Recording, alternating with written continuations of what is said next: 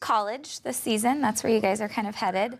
I don't think the guys, are you guys moving on to college too? You're staying back? Stefan couldn't get into college. He's failed out. I'm 100. Stefan doesn't believe in higher education. Yeah, he's so happy. I'm 172 years old. I've already been to college, I think 4 times, something like that. 3 or 4 times. Graduated 3 or 4 times? Yeah.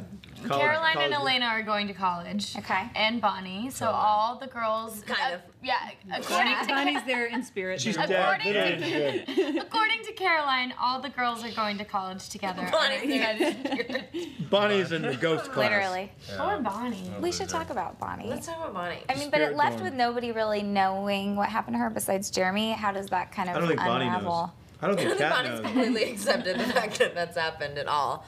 It really, I mean, the new season starts off where it left off, and that the character is dead, but she's on the other side. So you get to kind of see what happens on the other side, because that hasn't been something that's been explored on the show yet. You don't really know what happens when a character goes to the other side. It's all unicorns on the other side. Yeah. Unicorns And rainbows. All unicorns and rainbows. mermans. Lots of mermaids, which means we just need a disco ball and it's a gay club, which is just leave me there. How did you approach kind of writing the season? I know you stepped into a larger role this year, but does it feel like a twist on the same show, just given that Klaus is gone? We were hyper aware that like when shows have kids that go to college, that it becomes like this weird other show that feels a little different than the show that the fans, like.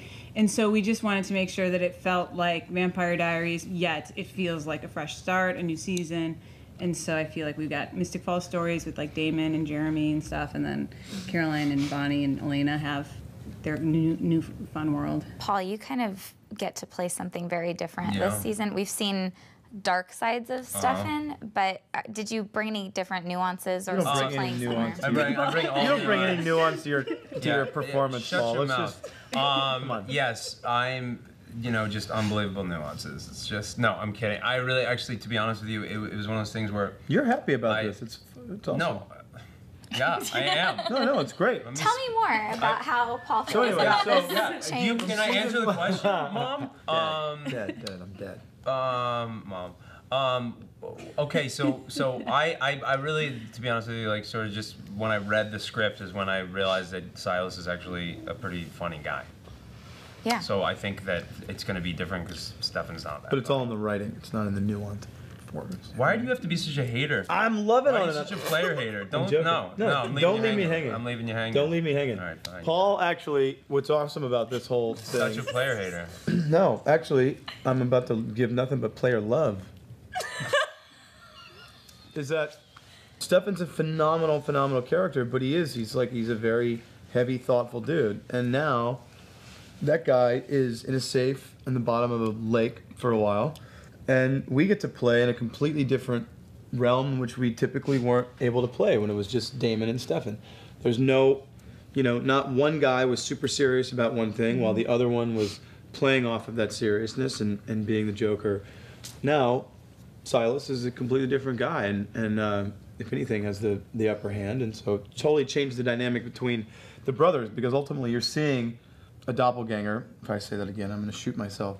But you see the same guy, who's Stefan, interacting with this guy Damon, but the stakes have totally changed, the dynamics totally changed, and it's cool.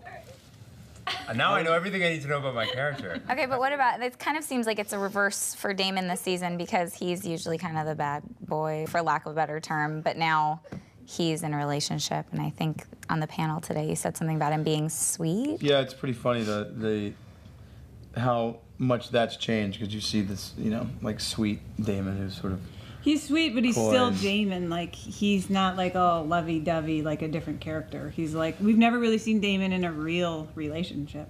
No. So it was kind of fun to kind of figure out too, like how But would it's he cute. act? Yeah, it's cute. It's cute. It's cute. You would want to be his girlfriend, Yeah. Well, it's the first season in a really long time that it's kind of Klausless. I mean, maybe he'll come and go. I don't know. Klaus. Klaus. Klaus. Do you remember him? He was around for a little bit. joke.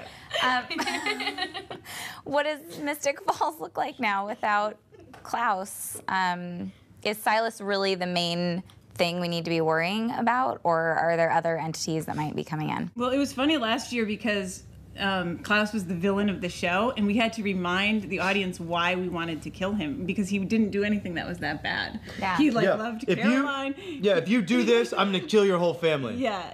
Cut 2 episodes go by, they don't do it, and the family's not dead. The originals will obviously have the breath for that all to happen, for him to emerge as a villain again.